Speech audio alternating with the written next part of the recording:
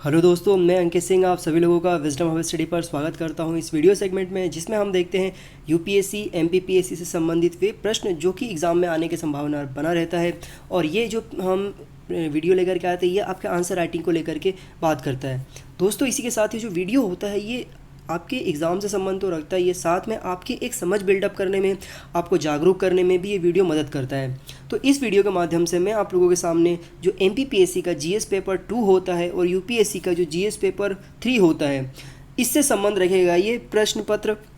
तो इसमें जो प्रश्न है, ये प्रश्न जो एमपीपीएससी का सिलेबस है उसमें सब सेक्शन है यहाँ पर कुशल मानव संसाधन और इसके बाद भोजन, उससे संबंध रखता है। और अगर हम यूपीएससी के पेपर की बात करें तो वहाँ पर यह आपका जो जीएस पेपर 3 है उसमें food security, food processing and इससे रिलेटेड जो भी इंडस्ट्री है उसमें फूड प्रोक्यूरमेंट को लेकर के क्या प्रोसेस है, फूड उपलब्ध कराने को लेकर के क्या प्रोसेस है, ये सारी बात कही गई है इसके अंतर्गत। और ये जो है जो हमारा यूनाइटेड नेशंस है उसके कन्वेंशन में भी है कि यहाँ पर इंसानों को भोजन उपलब्ध कराना चाहिए। तो उसी को लेकर के एक प्रश्न है, जो कि प्रश्न है यहाँ पर कि भोजन का अधिकार को समझाते हुए उसकी उपलब्धता, सुगमता तथा इसकी स्थिरता को समझाते हुए उसका चित्रण करिए।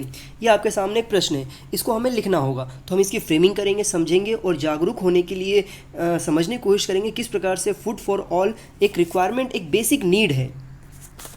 तो दोस्तों, जब हम इसकी बात करते हैं तो सबसे पहले हमें समझना होगा इसके परिदृश्य को कि ऐसी क्या बातें आ जाती हैं कि हमें इन सब चीज़ों को एग्ज़ाम में आना कंपलसरी हो जाता है देखा जाए तो देखिए, अभी हमने इससे 2 वीडियो पहले आप देखेंगे तो मैंने यहाँ पर one nation one ration card पढ़ाया था।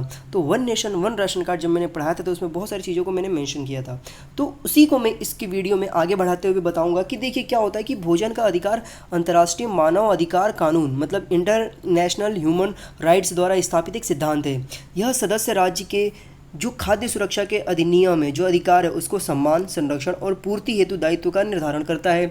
खाद्य सुरक्षा के सामान्य सिद्धांत के अंतर्गत 4 प्रमुख उसके बेसिक आयाम आते हैं। यह होता है कि भोजन को कैसे पहुंचाया जाए, उसकी उपलब्धता कैसी कराई जाए, उसको किस तरीके से उपयोग करने के लिए मुहैया कराया जाए, और ये जो भोजन, ये जो भी तीनों प्रोसेस पहुंचाई जा रही उसमें स्थिरता कितनी है। ऐसा तो नहीं है कि एक बार पहुंचा दिया फिर उसके बाद नहीं पहुंचाया जा रहा है। ये सारे चीज़ों को शामिल किया जाता है 4 पैरामीटर को, जिसे यहाँ पर सार्वभौमिक मानवाधिकार घोषणा पत्र मतलब universal declaration of human right और आर्थिक, सामाजिक एवं सांस्कृतिक अधिकारों पर आधारित अनुबंध, जिसे हम international convent on economic, social and culture rights के जो सदस्य के रूप में भारत है, उस भारत पर भी भूख से मुक्त होने और पर्याप्त भोजन के अधिकार को सुनिश्चित करने का दायित्व है। मतलब जो भारत देश है, भारत भी ये जो कमेटी है, ये जो यूनाइटेड नेशन के जो चार्टर है उसके तहत बाध्य है यहाँ पर कि वे अपने देश के अंतर्गत जो जितने भी संस्थाएं हैं और जितने भी व्यक्ति हैं उनको समय से उचित समय पर भोजन उपलब्ध कराए। इसी के मद्देनज़र जब आप देखेंगे कि कोविड-19 के दौरान जो भी यहाँ पर मजदूर वर्ग है वो जब सड़कों पर आ चुके हैं, तो यहाँ पर जो अंतर्राष्ट्रीय संस्थाएं हैं उन्होंने यहाँ पर बात उठाई है। आईएलओ ने बात उठाई है, फूड ऑर्गेनाइजेशंस ने बात उठाई है, वर्ल्ड बैंक ने भी बात उठाई है कि उन्होंने पैसे दिए हैं यहाँ पर मज़दूरों को फूड उपलब्ध कराने के लिए। तो ये सारी बातें आ जाती है। अब हम यहाँ पर बात करते हैं कि राष्ट्रीय मानवाधिकार कानून क्या है। तो देखिए, राष्ट्रीय मानवाधिकार कानून एक ऐसा कानून है, एक ऐसी संस्था है जो कि ह्यूमन राइट का प्रोटेक्शन करती है।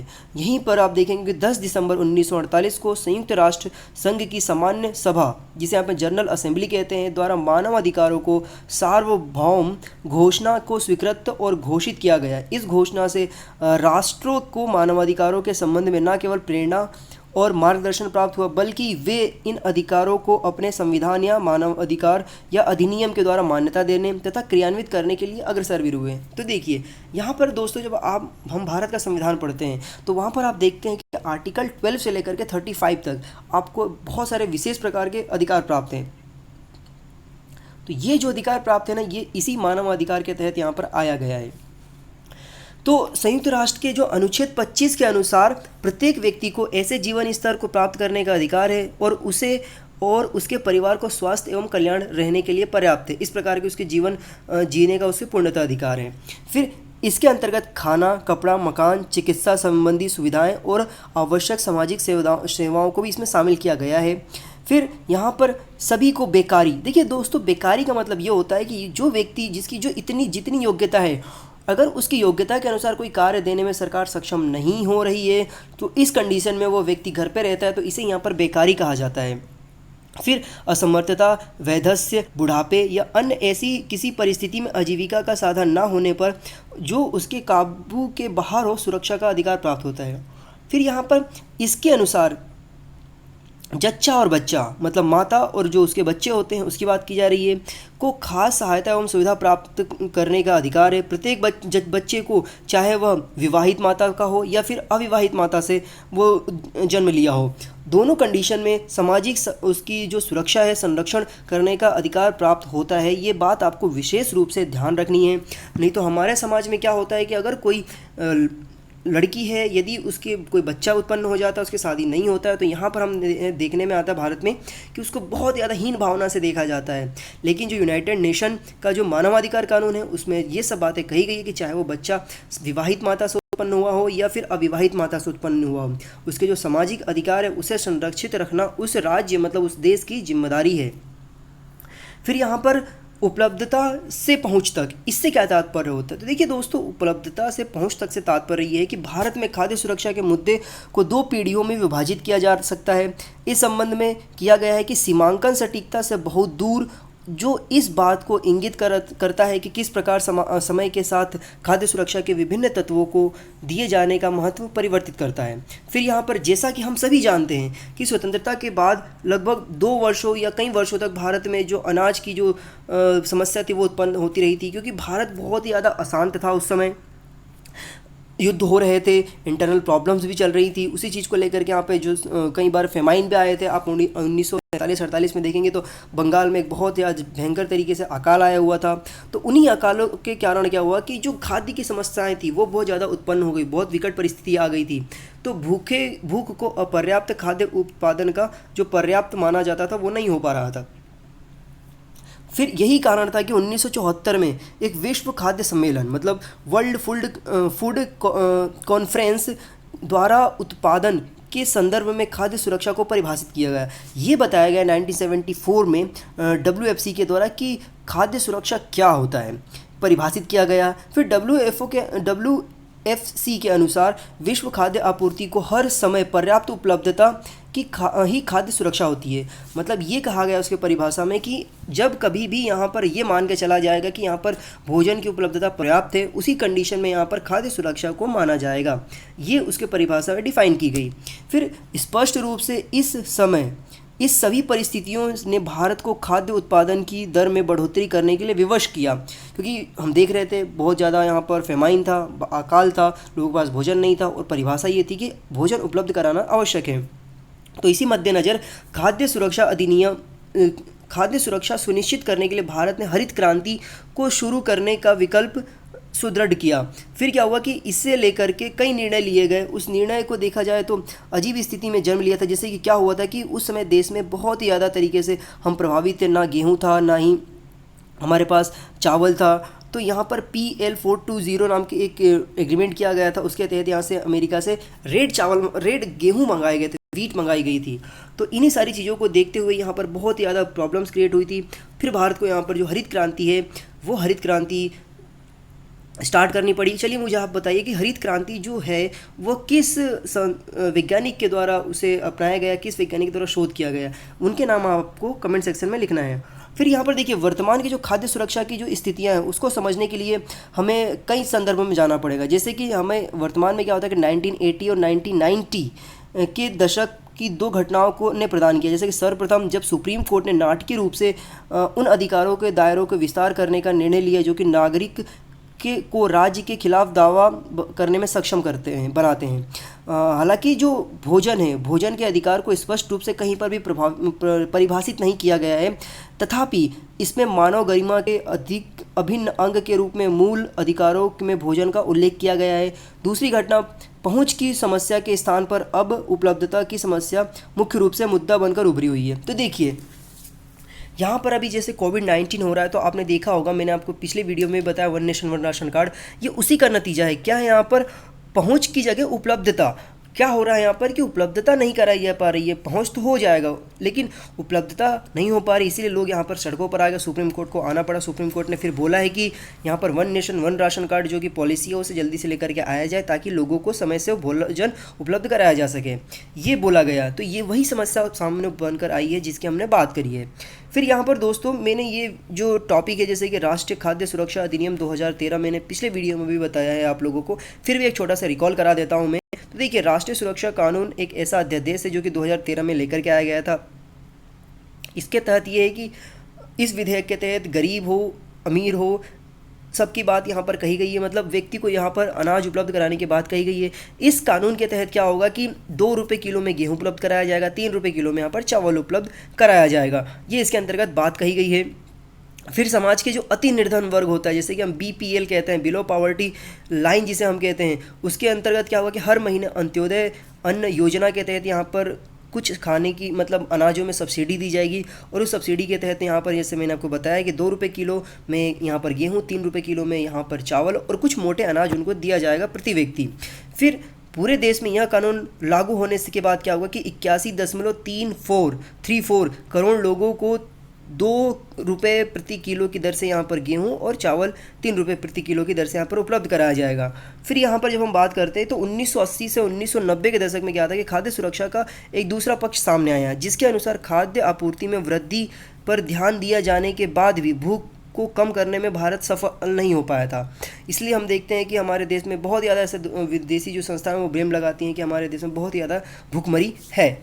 तो इससे क्या हुआ कि इन सभी आंकड़ों को जब देखा गया तो भारत खाद्य घाटे वाले देश से एक अन्य जो खाद्य अधिवेश वाले देशों की तरफ में परिवर्तित हो गया। लेकिन क्या हुआ कि हमने क्या किया, हमने देखा कि 80-90 के दशक तक जब हमने हरित क्रांति स्टार्ट किया तो हमारे पास अच्छी खासी उपलब्धता में अन्न हो जाते हैं। लेकिन अन्न उत्पन्न होने के बाद भी हमारे देश में स्थिति ये रही कि हम लोगों को सही से भोजन उपलब्ध कराने में असफल रहे। ये बातें सामने आई वैसी की वैसी जो पहले थी। तो अब आते हैं अमर्त्य सेन। अमर्त्य सेन जो आए थे वो एक नॉवेलिस्ट है, उन्हें अर्थशास्त्र में नोबेल पुरस्कार मिला है। तो जैसे आर्थिक विशेषज्ञों का क्या कहना था कि उनका ये कहना था कि मौलिक शोधों से यह पता चलता है कि भूख और खाद्य सुरक्षा मुख्य रूप से पहुंच के मुद्दे से संबद्ध है। मतलब उस भोजन को उपलब्ध कराना एक बहुत बड़ी चुनौती है, अर्थात पर्याप्त मात्रा में अनाज और सार्वजनिक वितरण प्रणाली जैसे विभिन्न सरकारी प्रयासों के बावजूद लोग भूखमरी से मर रहे थे, क्योंकि वे शारीरिक रूप से अथवा वित्तीय रूप से या फिर दोनों ही रूप से भोजन तक पहुँचने में असमर्थ थे। ये उन्होंने ऐसा पाया। फिर यहाँ पर आप देखेंगे कि जो खाद्य सुरक्षा के इस दृष्टिकोण को अंतर्राष्ट्रीय स्तर पर भी प्रतिबंधित किया गया कि ऐसी क्या कारण है कि इन भोजन को उपलब्ध कराने में असमर्थता हो रही है। तो 1996 में आयोजित विश्व खाद्य शिखर सम्मेलन में इस मुद्दे पर प्रकाश डाला गया। सम्मेलन में स्पष्ट किया गया है कि जब सभी लोगों को हर समय पर्याप्त सुरक्षित और पौष्टिक भोजन तथा शारीरिक और आर्थिक सुनिश्चित पहुंच कर दी जाएगी तो खाद्य सुरक्षा की जो स्थिति है वह प्राप्त किया जा सकेगा, ये उसमें बात कहा गया।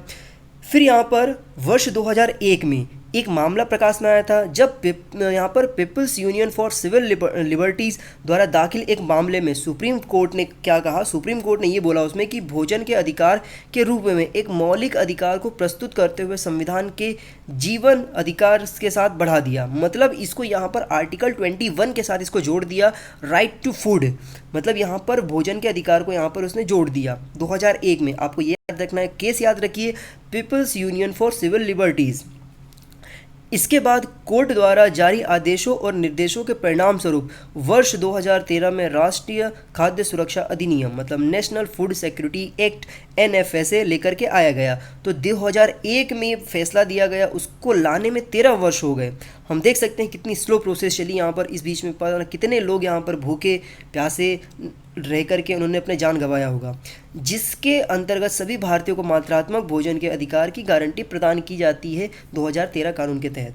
फिर यहाँ एक और बात गौर किए जाने की आवश्यकता है कि NFSA को उस रूप में पेश नहीं किया जा सका जिस रूप में यहाँ पर उपेक्षा की गई थी। मतलब ये अभी भी कानून ऐसा है कि यहाँ पर जैसा कल्पना की गई थी, जैसे वहाँ पर प्रावधान रखे गए थे, वैसा अभी भी नहीं हो पाया है इसके अंतर्गत। इसके मसौदे में गंभीर खामियां हैं, जैसे कि भारत में भोजन के अधिकार को कानूनी रूप देने के लिए अपने उद्देश्य को पूरा करने में कमज़ोर साबित होता है। देखिए क्या है, ये जो है ये अभी जो एक्ट है ये एक विधेयक के रूप में आया था, इसको एक संवैधानिक प्रावधान नहीं दिया जा चुका है इस कानून को। तो ये एक इसकी कमी बताई जाती है इस पूरे के पूरे प्रावधान में। फिर यहाँ पर देखिए खाद्य सुरक्षा अधिनियम का आकलन एवं इसमें निहित समस्याएं क्या क्या है। तो इसमें जो समस्याएं हैं वो क्या क्या है कि देखिए आश्चर्यजनक रूप से जो यहाँ पर आप देखेंगे कि जो नेशनल फूड सिक्योरिटी एक्ट है उसमें भोजन के सार्वभौमिक अधिकार की गारंटी नहीं देता है। इसके बजाय यह कुछ मानदंडों के आधार पर पहचाने गए लोगों के लिए भोजन के अधिकार को सीमित करता है। उसी का नतीजन हम देख रहे हैं यहाँ पर कि वैसे लोग सड़क पर आ चुके हैं, दूर दर दर भटक रहे हैं, चल रहे हैं पैदल, जो कि गरीब हैं लेकिन उनके पास राशन कार्ड नहीं है। फिर साथ ही इनके अंतर्गत यह भी निर्दिष्ट किया गया है कि अधिनियम युद्ध, बाढ़, सूखा, आग, चक्रवात या भूकंप की स्थिति में लागू नहीं होगा। अब ये देख लीजिए वर्तमान में क्या है, वर्तमान में एक महामारी आई हुई है लेकिन फिर भी यह लागू नहीं होगा। फिर विशेष रूप से यह केंद्र सरकार के अनुमोदन के अंतर्गत आता है, यह ऐसी किसी स्थिति के होने की घोषणा करें। फिर यहाँ पर यह देखते हुए उपरोक्त परिस्थितियों में भोजन का अधिकार सबसे अधिक मूल्यवान हो जाता है, यह संदिग्ध प्रतीत होता है और कि यह अधिनियम उस अधिकार की गारंटी देने में प्रभावी है ही नहीं। फिर यहाँ पर जो नेशनल फूड सिक्योरिटी एक्ट है उसमें एक और समस्याग्रस्त पहलू है, वो क्या है, वो इसके अंतर्गत ये है कि कुछ ऐसे उद्देश्यों को शामिल किया गया है जिसके संबंध में प्रगतिशील रूप से कार्य किया जाना चाहिए। फिर यहाँ पर इसके उद्देश्य अथवा प्रावधानों में कृषि सुधार, सार्वजनिक स्वास्थ्य, स्वास्थ्य स्वच्छता और विकेंद्रीकरण खरीद को भी शामिल किया गया है। लेकिन इनके उद्देश्य अथवा प्रावधानों में हमारी जो कृषि प्रणालियों के बारे में मौलिक अधिकारों पर पूर्ण विचार करने और खाद्य सुरक्षा को अधिक व्यापक तरीके से देखने की आवश्यकता का कोई भी इसमें जिक्र सामने नहीं आता है। तो ये इसकी कुछ खामियां हैं जो कि देखना पड़ेगा समय समय पर। फिर यहाँ पर सार्वजनिक वितरण प्रणाली की बात कही गई है, मतलब पीडीएस, पब्लिक डिस्ट्रीब्यूशन जो सर्विसेज होती है उनकी बात कही गई है। तो देखिए यहाँ पर ये है कि जो पीडीएस होता है वो सार्वजनिक वितरण प्रणाली के माध्यम से सस्ता खाद्यान्न लोगों तक पहुंचाना और केंद्र और राज्य दोनों सरकारों को संयुक्त जिम्मेदारी यहाँ पर सौंपी गई है। फिर भारत की सार्वजनिक वितरण प्रणाली जो खाद्यान्न वितरण के लिए विश्व में सबसे बड़ा नेटवर्क है ऐसा माना जाता है। फिर यहाँ पर आप देखेंगे तो इसको वर्तमान में डिजिटाइजेशन भी किया गया है, डिजिटली प्रक्रिया के द्वारा भी किया गया है, आधार कार्ड के माध्यम से भी इसे किया गया है। तो केंद्रीय सरकार सस्ता खाद्यान्न उपलब्ध कराती है, उसका जो वितरण है वो स्थानीय स्तर पर राज्य सरकारों द्वारा आवंटित उचित मूल्य की दुकान, जिसे हम राशन कार्ड की दुकान या पीडीएस कहते हैं, तो के द्वारा किया जाता है।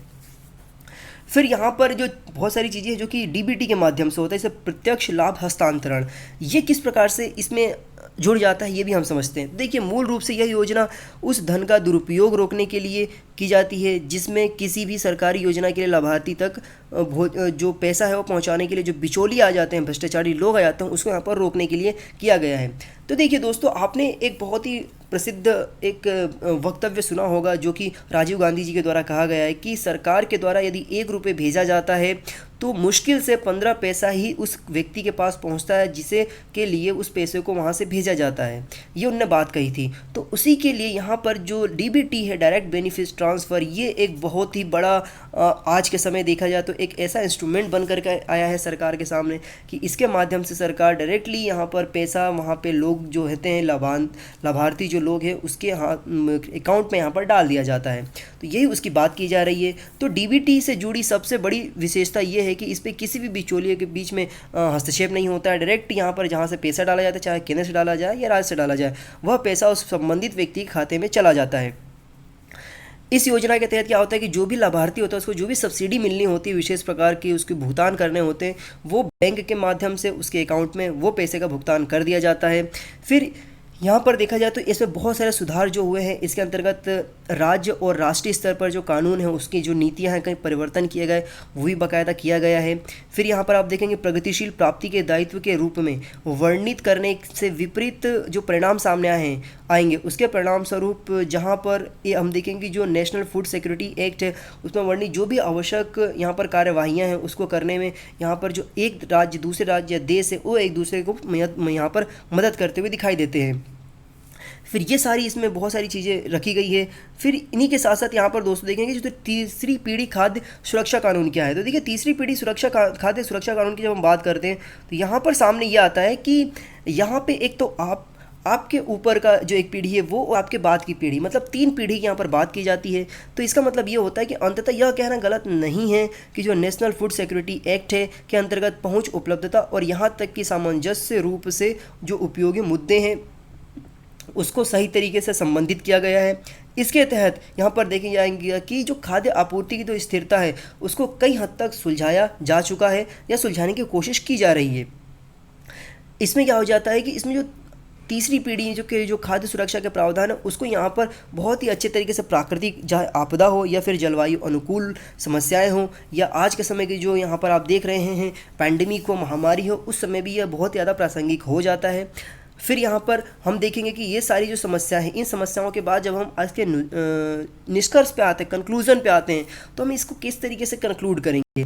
देखिए, कंक्लूड करने का बस यही तरीका है कि आप जो आपने देखा है, समझा है उस चीज़ों को आप इससे पॉजिटिविटी के साथ लेके जाएं कि हम चाहें कि वो जो समस्या का समाधान हो जाए। तो देखिए, खाद्य सुरक्षा के अंतर्गत बहुत से ऐसे मुद्दे हैं जैसे कि असमानता की भावना हो, खाद्य विविधता हो, स्वदेशी अधिकार हो, पर्यावरण न्याय की सुरक्षा की बात हो, कृषि की और खाद्य सुरक्षा को लेकर के बात हो, देश के आत्मनिर्भरता की बात हो, जैसे कि अभी सेल्फ रिलायंस की बात की जा रही है, प्रधानमंत्री जी ने बोला है आत्मनिर्भर भारत की बात कही है, तो ये सारी उन चीज़ों में आ जाता है। तो हर महीने अनाज की विशेष मात्रा प्रदान करने की बजाय इस बात पर ध्यान दिया जाना चाहिए कि गांव खुद अपनी आवश्यकताओं की पूर्ति करें, जिससे भोजन के अभाव को दूर करने में सहायता मिलेगी।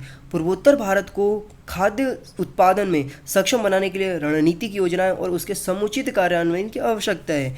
यह काम समेकित अनुसंधान और कार्यक्रम विस्तार के जरिए संभव किया जा सकता है। तो ये हम लिख सकते हैं। और फिर इसके साथ साथ जैसे कि अभी हम पैंडेमिक की बात करें तो पैंडेमिक में बस यही हो सकता है कि किस तरीके से इन सारे संसाधनों का इस्तेमाल करके जो लोग यहाँ पर सड़क पर आए हुए हैं उनको समय से जो उचित यहाँ पर भुगतान करने की बात कही गई है, जो यहाँ पर अनाज उपलब्ध कराने की बात कही गई है, वो यहाँ पर किया जाए ताकि ये जो माइग्रेशन है ये रुक सके। अदरवाइज़ क्या होगा कि माइग्रेशन एक बहुत ही ज़्यादा डिज़ास्टर क्रिएट कर देगा भारत की इकोनॉमी के लिए।